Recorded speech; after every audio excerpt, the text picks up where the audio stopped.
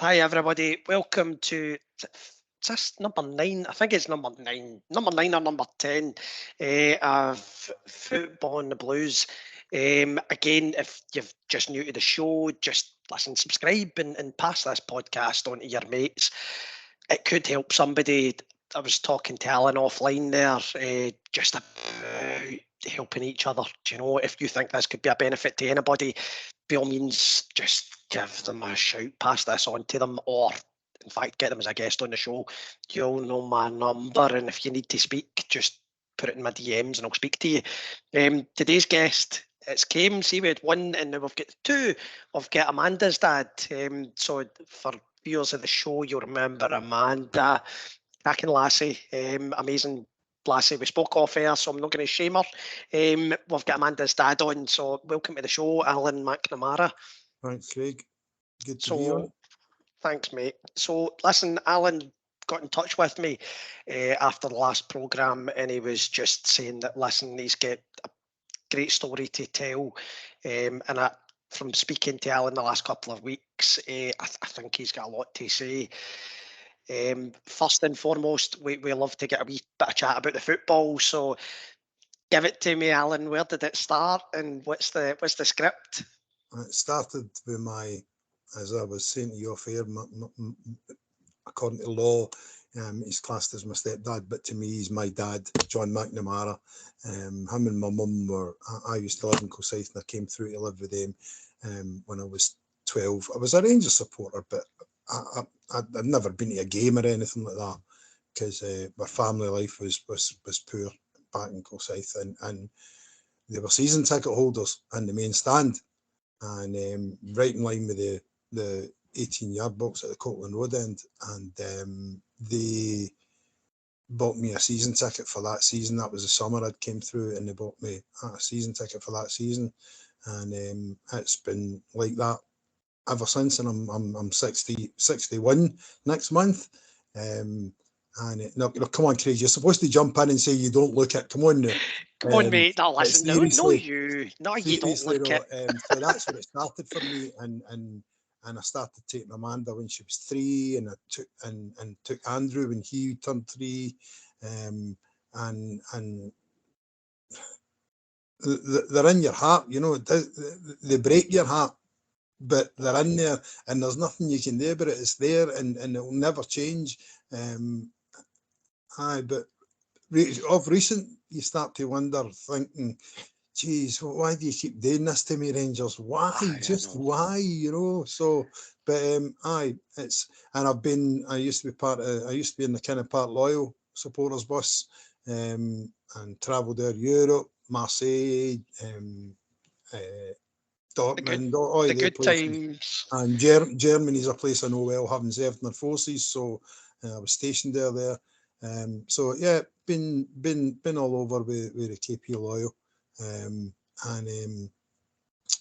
unfortunately my health now precludes me from going on a supporters bus, even going to away games, because it's just too much. It's too physically, it leaves me in a lot of pain. So I tend to just home games, and that's it, you know, which is kind of hard, because when you're used to having followed the team everywhere, home and away, domestically in Europe, it's hard when you can't do that anymore. But it is what it is, you know, and I've accepted that part.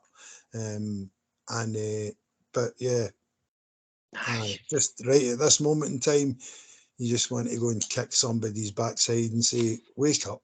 Seriously, come on, people! You know, I know, mate. don't know I how know, lucky you are. You but know." that's part of being I think two things for me, mate. I mean, it's part of being a dad.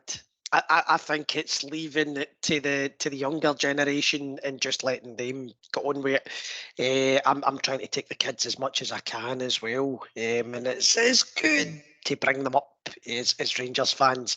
Do you know? And I'd my wee boy. I think I told Amanda this story. But my wee boy before Christmas, and he came up to me and he said, Dad, can I get a word with you? I said, aye, what is it, wee man? And my wee boy's like 8, but he acts as if he's 80. I think he's a pensioner in a toddler's body. Do you know? He says, Dad, can I have a word with you? I said, oh, is it serious, Ben? Oh, just sit down, Dad. And I went, oh, fuck, here we go. He said, Dad, can I change my team? And I went, what? Wow. You want to change your team? And he went, no, Dad, no, just no Celtic, no them, no them. And I went, wee man, choose your words carefully. I said, no, it's like, would it be okay if I supported City? And I went, you're lucky. You're ready to get fucked out that one day. And it's like, he said, oh, it's okay if I support Man City because a few of my wee pals in primary, they support Man City. And I went, mate, you're fucking lucky. Because I brought you up a Rangers fan and that's it. That's all you're getting, do you know? Right. But it's as you say, mate, it's born into you, it's bred into you, and I think Absolutely. there's no many football clubs in the world that get you and that fucking really get you like that. And I speak to the boys in Hamburg, and the boys had said to me, listen, what percentage is it from Hamburg to Rangers and Chelsea? I think I said this to Amanda. I said, listen, it's 99.9% Rangers, and you guys can fight the other half a percentage, you know, because Rangers they fucking get me, and Right. they get you, they get Amanda, they get my kids, I love it, mate. I love it, and it's bloody hard just now when we're being treated like a cash cow, but Right. I mean, listen, I agree. My dad taught me the history between Rangers and Arsenal. And so I started following Arsenal. But I use that word follow. I don't support them. Of course. If their games are on, I'll watch them, providing Rangers aren't playing, of course. But I'll watch them. I want them to win. I want them to win the league. But that's where it be. You know, if somebody says there's a ticket for the Emirates, I would go. I would like to go and see them at the Emirates. But I remember, and I know you and Amanda had spoke about it, the pre-season tournaments, and every second season Arsenal would come to Ibrox, you know, because we did have that association with them. So you know, I follow Arsenal, and the other team I follow is Derby. It's because one of my mates in the army is a big Derby fan. And me and him were really good friends, and so I started watching it for their results. But that's it. I follow them. I follow their results. I don't support them, you know, because 100% of me is Rangers. It's blue. It's, you know, red, white, and blue. It's, you know, that old one. You cut me open, and that's what you would see, red, white, and blue through me, you know. And that's just the way I was brought up, you know. And I used to joke with Amanda and say, look, I don't care if you come in with a boyfriend or a girlfriend. I don't care if they come in and they're black or they're white or they're purple. I don't care what religion they are, but if you come in with a Celtic supporter, you're disowned, you know.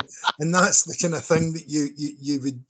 And I think the two of them are actually the same now, you know. So, but no, seriously, it's something indescribable, but it's there. You know, it's there. It's just it's an all-consuming passion that you've got for Rangers. You know, and my wife, who's not a football fan, doesn't get it. Despite the fact that she's got 3 mad Rangers fans in the house, but she just doesn't get it. She's just nope, football's not her thing. But yeah, it's just that something I've never ever been able to pinpoint it and describe it, but it's just it's love. That's the only word I can suppose I could probably use is it's love. You know. Aye, because I said to my missus, and she's English, and she doesn't get it as much, and she was watching the English rugby team in the World Cup final, and she loves rugby, and I'm sitting watching it, and it's the World Cup final, South Africa, I think it was, and we're sitting watching it, and I just noise her up. I just sit there and I stir the pot, and I'm watching her, and she's going, "Yay, go England, go England!" And I think we were playing Dortmund a couple of months later. And I was kicking the fucking furniture and I'm throwing cups about. And actually, we Alfie scored and I broke the lampshade and it still broke. And it's just the Alfie light bulb because I just jumped up and it was fucking yes. And That's it. That's it, mate, and it's bloody hard. I don't know. I'd imagine it's the same in the likes of South America, but surely there's nowhere in Britain that people act like that and they're just No, mental. And no. it's because I say that to the guys. It's like with football, I get that we've got Protestants and Catholics and the rest of it, but Rangers is the religion. Do you know? To a Huh? lot of people, Correct. it's the Rangers are the religion, and that's what I like to see. Do you know? Obviously, Protestant myself, and I'm sure you and Amanda and that are as well. Yep. But Yep. Yeah. it's Rangers are my religion. Ibrox is Yes. my church. Do you At know? the end And of the day, I so- couldn't care less what the player is, what his religion is, as long as when he pulls that top on, he gives us 100%. That's all 100%. I ask, because you can't ask any more of anybody than for them to give 100%. That leave everything out in the park, and if they do that, that's good with me. That's why big Lorenzo, Lorenzo.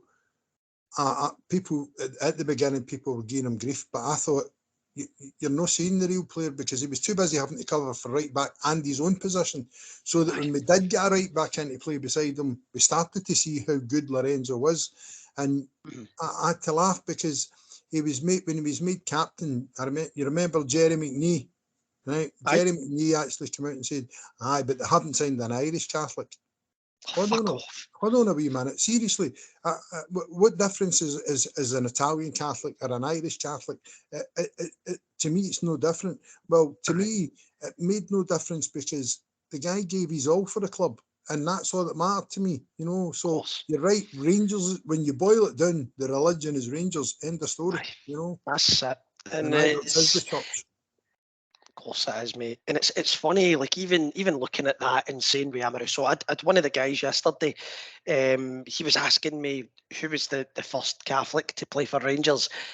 And I said, mate, I'm sure there was Catholics in the late 1800s to play for Rangers in the early 1900s as well. I says, I'm fucking There's positive. Don I said, I Kitchen think brand new one as well, I says, I back in think the this is 60s.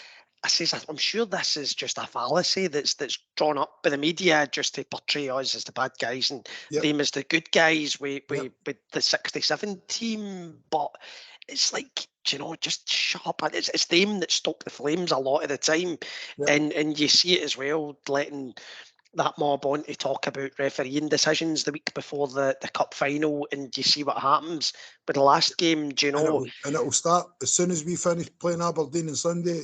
It'll start again for the You semi-final. better believe it. Big You time. better believe it. But Pressure anyway, on the officials and on the fourth official, and of course that is, mate. Of course it fucking is. It's always the same. But aye, aye. so listen, that's my wee bit about the feedback. Because always like to start this with football. Everybody knows I'm Rangers daft, and I love a bit of Hamburg and I love a bit of Chelsea. And it's just it's I like to start off with the football. I just love seeing how much Rangers mean to people and how much their team, how much they can support their team. And listen, maybe someday there might be a Celtic fan that comes on this for a chat, and I'm certainly not going to be holding it in a Celtic pub. Put it that fucking way. So just you reached out to me, Alan, and you were saying about having bad mental health, mate. You were saying a bit about your childhood. Could you tell everybody just a wee bit about your childhood, pal? Yeah, sure. So I was brought up and we were poor, and there's no doubt about it. We that young ones nowadays, when you say, "Well, I got an orange." I got a plastic football and an orange for Christmas, and I thought that all my Christmases had come into one, and they go, "All right, okay," and you say, "No, really, seriously, we were seriously poor." My biological dad, well, he wasn't shy to use his hands, let's put it that way. But I escaped that and came through to Glasgow, and though I was born in Glasgow, we'd moved out to Kilsyth. My mother had left my father, and I came through to Glasgow and started living with the man whose name I took, John McNamara. And he taught me just in 6 weeks how a father should treat his son, and it, and I quickly left that childhood behind. That I grew up. I had to grow up really quickly, and I left all that behind. And then I started in the Army Cadets. Met Lorraine at 16. and we've been together ever since. 41 years married this year. And I joined the army. I trained as a joiner because my mum wouldn't sign the papers at 16 because of Northern Ireland. But I went in, and Lorraine finished her nursing training, came and joined me, and I loved army life. It's great, and you know, I've got friends who will be friends to the day I die. And well, I unfortunately got a medical discharge for the army, which kind of broke my heart because I was a 22-year man. For me, I was in minimum 22 years, wanted to reach the rank of regimental sergeant major. I reached the rank of lance corporal and got a medical discharge after 4. So that was kind of hard. And I came back into Civvy Street and I couldn't get civvies. So sorry, but I just couldn't get civvies. I just didn't understand the mindset, you know. And then I managed to get a job. That was 87. I managed to get a job in 1990. We'd lost our firstborn son, Alan, the year before, and I'd said to Lorraine we'd be away on holiday when his birthday was the following year, and I managed to get a job with Scottish Newcastle Brewers, who were then in Hillington. And the wee manager of the depot, Peter Quinn, great wee guy, Hibs fan, but a great wee guy.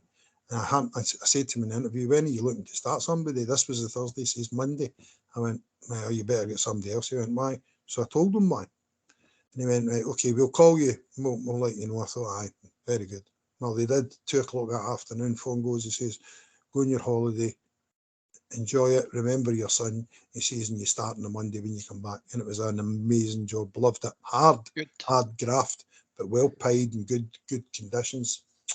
And then in 93, we were unloading at a pub in Paisley and one of the kegs went to fall off. It was a busy street and I was being the driver, I'm in charge of the vehicle, and I pulls the keg on, but one of my feet gets caught in the saddle pallets and I fall and I lands on my kneecap and I could hear it was shattered like glass. And I turns around and I sees the keg going and starting to fall. Shit. I wish to this day I'd just lay there and let it fall because they'd had to have amputated my leg, but I didn't. I dragged myself out the road, which ripped all my ligaments. I was in a cast for 7 months, physiotherapy. But then nobody said to me, don't go back into that job, Alan, because it's too heavy, because you're out in the pouring rain, getting soaked, then you're in the cab for half an hour with the heaters up full, and then you're back out. Well, arthritis set in, and come 1995, I get medically retired for that job. And the consultant that I saw at the time said to me, look, Alan, I'll be honest with you here, unless you'll not get a new kneecap on the NHS, a new knee on the NHS. He says you'd have to go private, and that's a lot of money. He says, so this is you, that's you. You're not going to work again. That was pretty devastating. It was really devastating. I was stuck in the house. 4 walls were closing in on me. I was quick to temper with Amanda and Andrew, and I didn't know it. It was many years later when I was in a good place. Lorraine told me that I would shout at them for no reason and they'd be upstairs in tears, you know, and that's the one thing I never wanted to do to my kids. I never wanted to treat my kids in any way close to what I'd been treated, and there I was doing exactly that.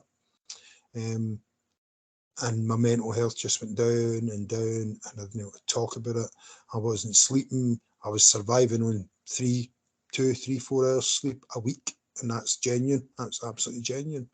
And it just kept going down. And then I thought, you know, my 15-year-old daughter's having to help her dad out of a bath.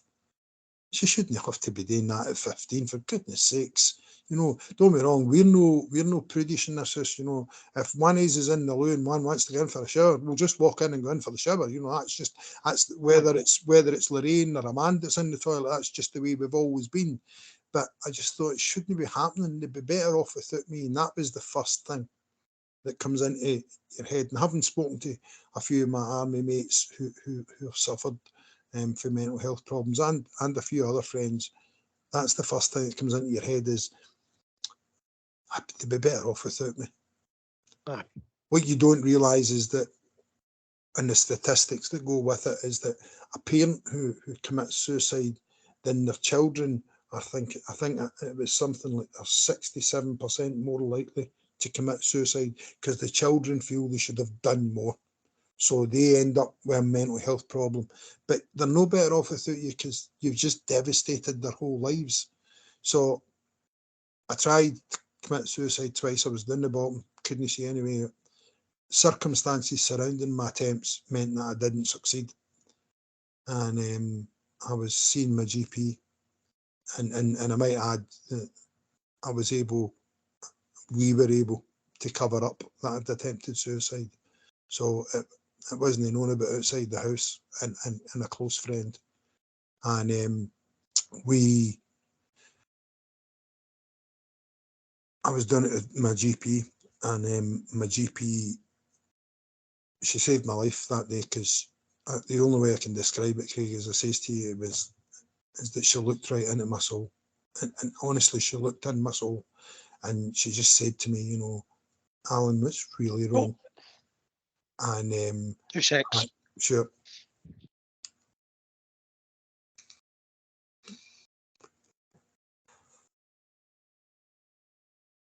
Apologies. We have light. No worries.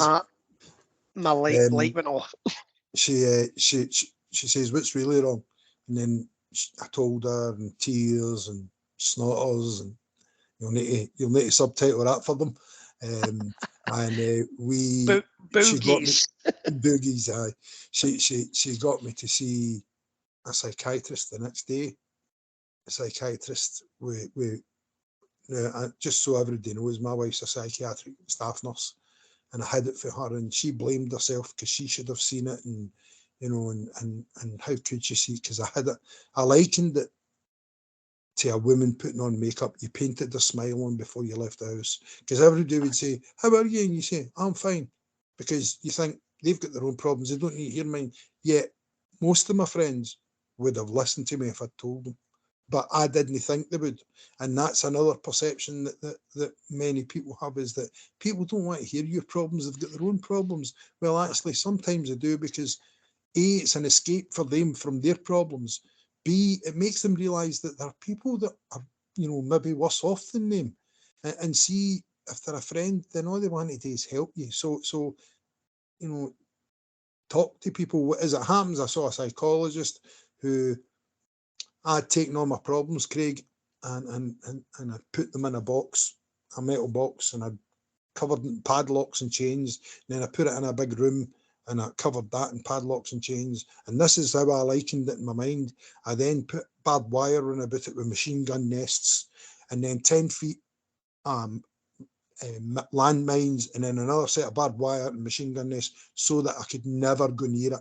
That if I did, it would be trouble. But she made me go in and open up that box. And for the first 3 sessions, all I did was cry. But by the 4th session, I started to see where she was taking me. I started to see light at the end of the tunnel. And by the end of my sessions I think it was about 15, 16, I am where I am now, which is in a good place. I still have my black days. I don't call them dark, they're black, because it's like being in a room and there's no door, there's no even a peep of light, there's nothing, you just don't know where you are, you're disorientated. So I still have them, but I know that 2 or 3 of them, and I'm going to come out of that, I'll get out of it. But the support that's there, but people, I would urge people, please talk, because you would be amazed. People say talking doesn't solve. Yes, it does. Yes, it absolutely does. Because that person, even if it's only for a shoulder to cry on, to rant at, to whatever it may be, talking helps. It absolutely helps. See from myself, Alan, it's like I'd said to Amanda, and I usually say that on this podcast. I think I make reference to it every time, but it's that big black dog. I don't know if you've seen that, but it's a fantastic video. I think it was New Zealand it was made, and it's the big black dog, and it just keeps getting bigger and bigger and bigger, and nobody the guy can't do anything because this dog keeps getting bigger and bigger. But it's by talking to the GP, it's by having those sessions, that big black dog starts to become smaller. And I know the feeling, mate. I've got a big black dog, but he just sits on my shoulder and he's about that size.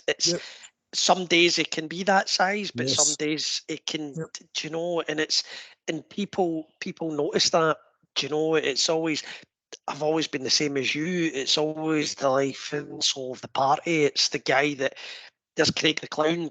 Craig will cheer everybody up, and having a drink just made me, I'm a gab shite as it is, but having a drink in you, it just, you would just be the life and soul of the party. And then when the drinking stops, you're 10 times the person that you are, and it doesn't make any difference. You always think that it's drinking for Dutch courage when you don't need it. You really don't need it. And it's the same with you, with saying about talking. It's just so bloody important that people start to talk. I mean, I can talk for Scotland. That's why I've got a podcast. Because I love talking to people, and I love seeing what it is that you're doing, and I want to see what everybody else is doing. It doesn't, it's like you say, I mean, you said there that people don't want to hear your problems. I grew up with that same stigma as well. That must be a Glaswegian thing or a British thing that thankfully I don't hear that anymore. Do you Yep. know, like, Yep. who wants to hear my problems? I don't know if that was something that maybe surfaced during the war. I don't know. But I grew up with that as well. Don't talk to anybody, don't tell anybody your problems. And I can always remember there was one of our neighbours, and the brother was an alcoholic. And I can remember, for some reason, this just popped into my head. But it was walking down the street with my mum, and she went, "Oh, he's an alcoholic. Whoops, right, cross the road." And you're looking at it, going, Now I can see it, that the guy needed help. Do you know? Yep. Whereas back in the day, it was, that's an That's it. alcoholic. Yep. Do you know? Yep. And it's just so. Thankfully, a lot of these stigmas are starting to go, and people are actually starting to open up a wee bit.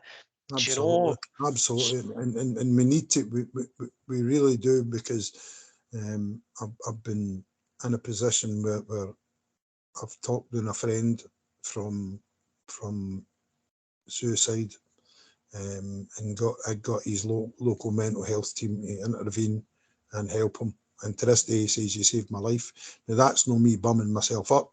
That's just me making a statement that he's made to me. And you know, there is a part of me that thinks, because I, for the first time, spoke to somebody outside our wee circle, apart from the psychologist and the psychiatrist, about the fact that I had attempted suicide, I've saved a life with it. Well, what if I actually, instead of being ashamed of it, what if I openly talk about it Yes, and say, no, I'm not proud of the fact, but it's a fact. It happened. of course. And you know, there is a way back from it, Mhm. because I'm living proof there's a way back from it. And there is help there. There are people who will listen to you. There's people who will get you the help you need. And there's a way back from it. It doesn't have to be, Of course. the black dog doesn't have to be the size of a werewolf. It can be the Aye, size of a chihuahua, you know, of course. or smaller if you want it to be. Mhm. And you know, I'm always honest. Like I said earlier, yes, I still have my black days.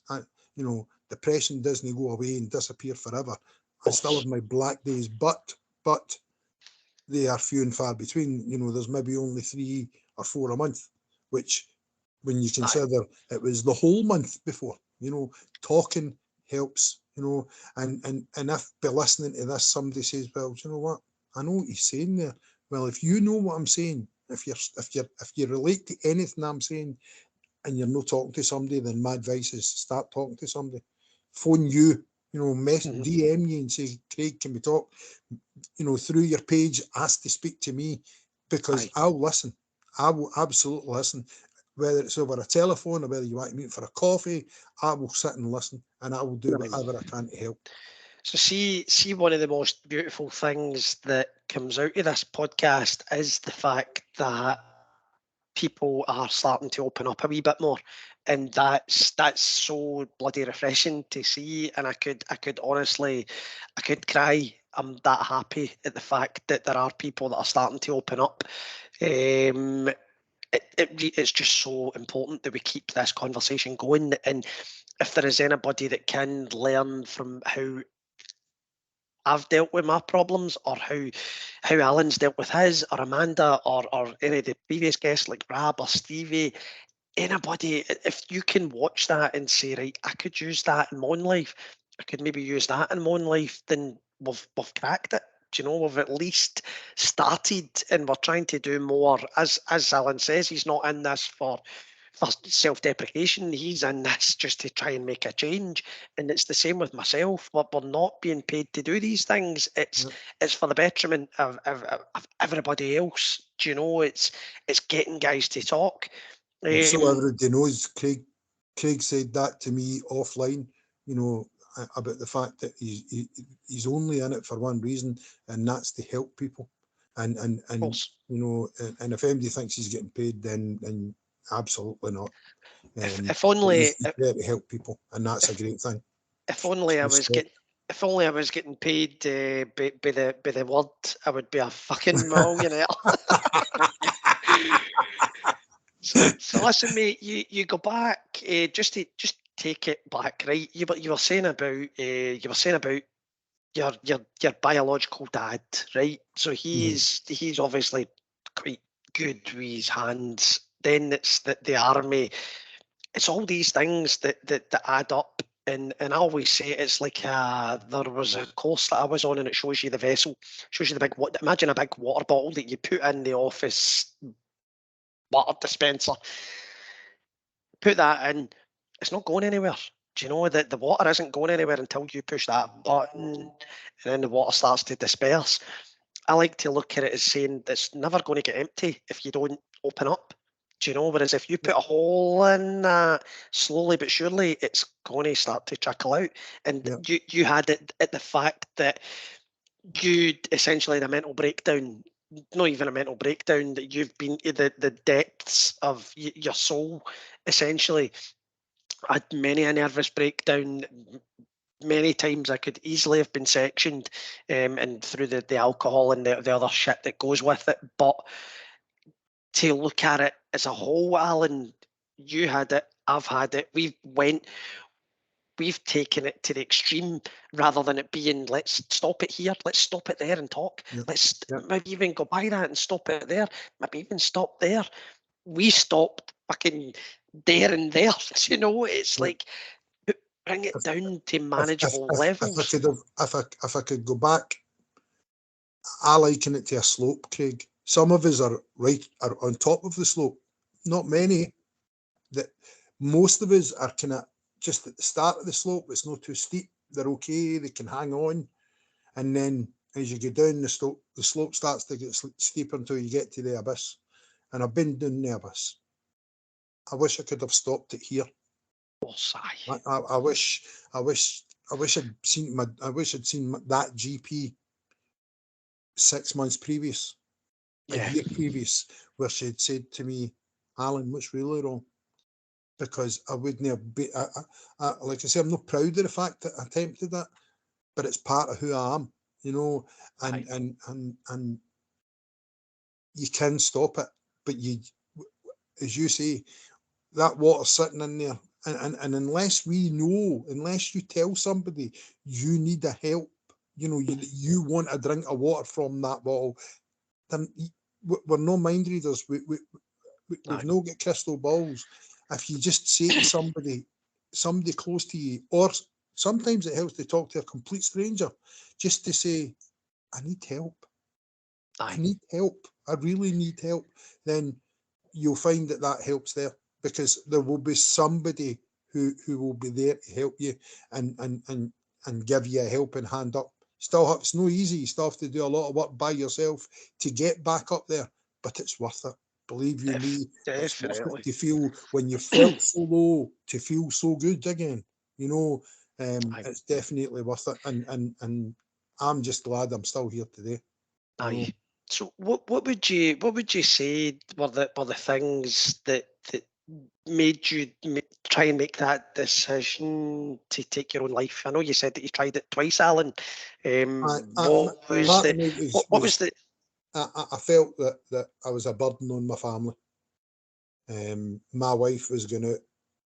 Lorraine works constant night shift, and like I say, she's her staff nurse, and she was going out working 4, 5 nights, sometimes 6 nights every week to keep a roof over our heads. We just moved from the flat that we were in to a mortgage double the size, and then 6 months later I get medically retired from my company, so it's only her wage that's paying the mortgage. And she said, no way are we selling the house, no way we're moving out, no way we're going back to council houses. She says, and she worked her socks off, and I saw what it was doing to her. But Lorraine, being the trooper that she is, just did it with a smile and got up and got on with it. I saw, like I say, we're not a prudish family. We don't hide things from each other. You know, if Amanda's in the shower, I can walk in. It's no, you know, and it's not like, oh, Dad, or anything like that, and vice versa. It's just the way we are and always have been as a family. We can talk to each other about anything.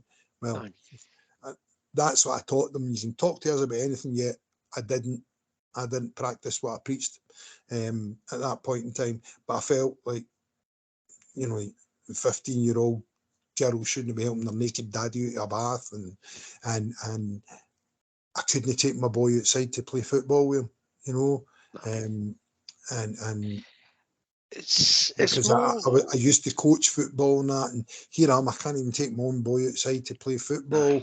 Me and Lorraine, we used to love to walk, couldn't go walks anymore, and everything. And in case anybody's wondering, even sex, you know, affects making love, because you're in pain, you're struggling, you don't feel like it, and then you feel like you're only half a man, because, you know, the pain and the drugs that you're having to take for the pain is stopping you for doing the actual act, and just just everything just piled on top, and what was a molehill became a mountain. You know, even I used to like clean the house up when Lorraine would be in bed during the day and hoovering, and it got to the stage where even hoovering was like climbing Mount Everest, getting washed and dressed. You know, why? What's the point? You know, and that each thing was like a brick being put on top of you. You know, and it all came together at that point. At that, you know, it all came to a head where it was, that's it. I'm just a burden on my family. If I die, they don't have me. They don't have to worry about me. They don't have to stress about me. And in my mind, almost I turned it to that I was doing a favour for them by taking my own life, you know. And like I say, now I can look back and say, well, I'm glad I didn't. But that's each thing. If you allow it, it will just get heavier and heavier and heavier.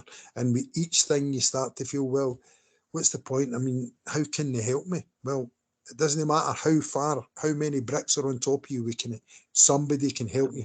Somebody can, and somebody will help you. All you have to do is just say the word, you know. Of course, and And that word, it's like, help. it's like I say it very often, mate. It's like there was something that I'd read, and I'd say it all the time on this bloody podcast. I feel as if I repeat myself quite a lot, but it's in case people miss it on one and Yeah. maybe catch it in the next.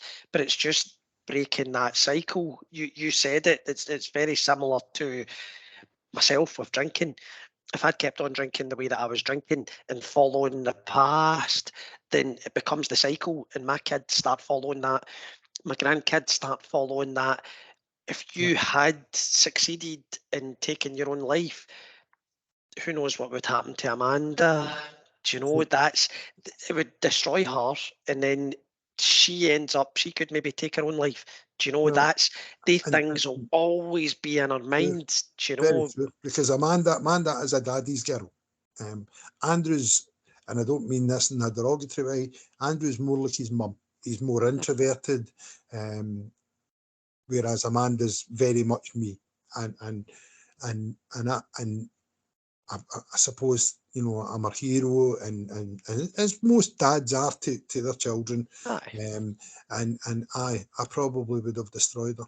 You know, Aye. they destroyed the both of them, but particularly her. And there is a chance that cycle would have continued with her. And like I say, the stats show that the children of a parent who's committed suicide are more liable at some point in time to also commit suicide. And what they found, the answer was that they gave, the reason was because I should have done more to help my mum or dad, whoever it was. I should have done more to help them. So they were blaming themselves because of what their parent had done.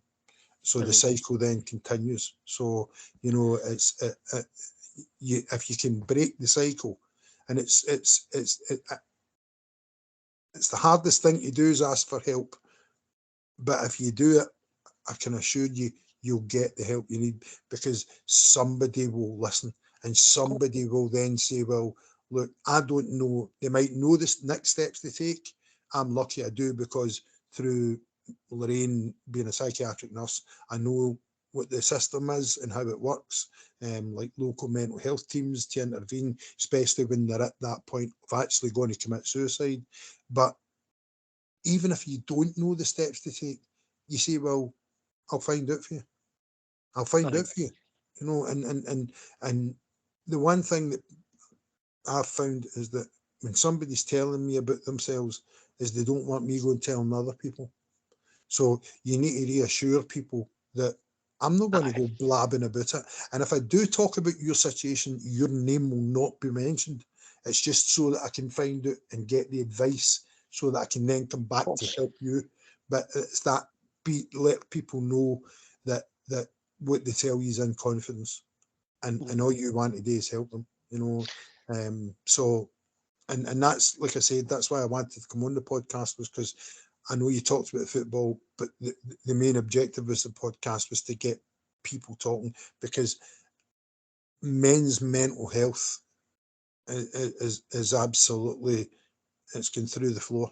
You know, more young men committing suicide than ever before, and vastly more than women, and we need to ask, and we need to change the mindset of the stiff upper lip, if you like. You know, the British way, that's the British way. We don't talk about it. Well, we need to talk about it.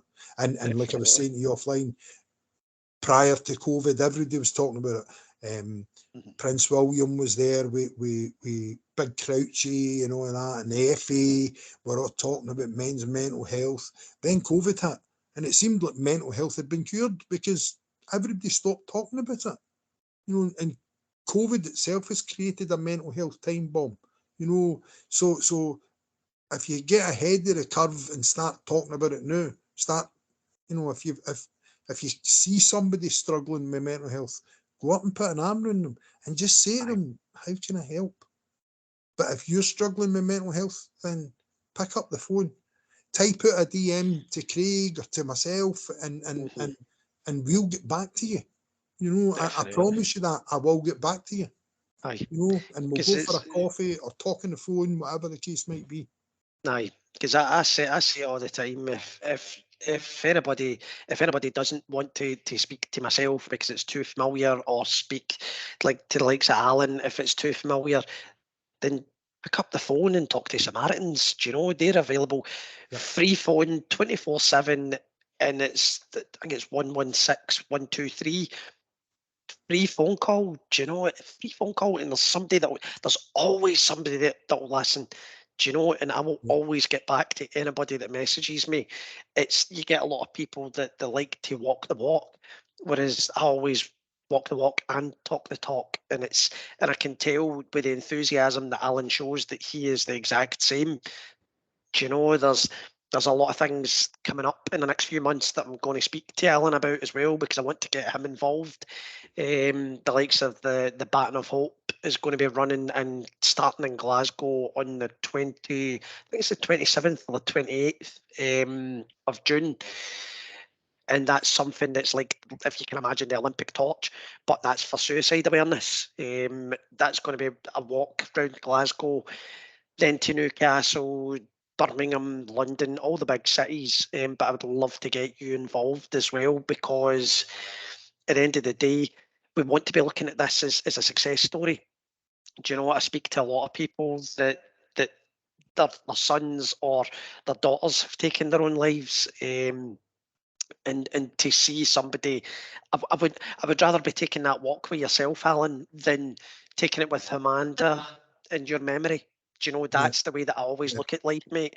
And for that to be in a success story is, it. I would say, in all seriousness, it tops this podcast off perfectly, because that's a success story, mate. And I'm absolutely. sure I'm sure she would give you a pat in the back as well. And your son and Lorraine, I'm sure that fuck's sake, I'll need to get they two on as well now, because I've got the rest of the A family. family affair. I need Don't to make see, it a family affair. I need to see how they're dealing with things, do you know, If having you to. get Lorraine on, just don't talk about football. Just go straight to mental health with her. That's it. Just straight to mental health. But listen, mate, what I'll do, mate, I'll wrap it up at that, because you're busy, I'm busy, but it just is what it is. And as I say to Amanda, as I've said to everybody else, listen, we'll still talk after this. I'll still text you and see what you're up to, and I'll catch Yep. you at Ibrox and we'll go for a Yes. coffee. It's for me, I wasted my life having hangers on. I always did. I always had hangers on with the drink. I always had hangers on throughout my bloody life. And when I stopped drinking, I lost about 95% of my friends. This is me making up my friend list, but making it Yeah. up with decent people, do you know, Yeah. because you like to surround yourself with good, positive people that will have a positive impact on you. And you've certainly done that for me, mate. So give yourself a pat in the back And and tell, likewise, respect to you, Craig, no, for having done this, because when Amanda mentioned it to me, and I watched and listened back, it was like, wow, this guy is doing amazing. It's amazing that you're putting this out there, and you've got big respect for me for that, mate. Big respect. thanks, mate. You're going to get me greeting, mate. Chuck it. Hold Listen, on a mate. minute, I've got a hanky here. Fuck's sake. Fucking love you, Alan. Listen, mate, I'll wrap up there, buddy. But honestly, thanks for coming on. And Oh, again, thanks for having me on. if anybody feels that their mates or anything might benefit from this chat, I'll post it on your social media. I post it on your LinkedIn. Just type in "football in the blues" and you'll get it. Do you know, if anything fails, just message me on YouTube or LinkedIn or Instagram or anything. The bigger I can get this, the better. And again, Alan, if you want to share it on, I don't know if you've got Facebook or whatever, but Yes. I'll send you the link, mate, and you can Yes, forward please. it on. There is Yes, please. Yep. no secrets with me at all. Do you know? And Alan's the exact same. So listen, Yep. if you think anybody would benefit from this, by all means, just share that, pass the pod. Do you know? It's got to be done. But listen, mate, thanks for being a guest. It's been an absolute pleasure. Do you know? Thank you for having me, mate. I've enjoyed, and hopefully, people have listened and hear what we've got to say, and if they can relate to it in any way, shape or form, and they do think they need help, then they get the help they need, whether it's directly with us or as you say, indirectly by picking up the phone to let the Samaritans. Of course, mate. No, listen, excellent, mate. I'll let you crack on, buddy. But Right. I'll give you a thing, mate. Everybody, thanks for listening. I'm going to just push stop on this, but thanks for listening. Thanks for being a guest. Top man. And I'll catch up with everybody soon.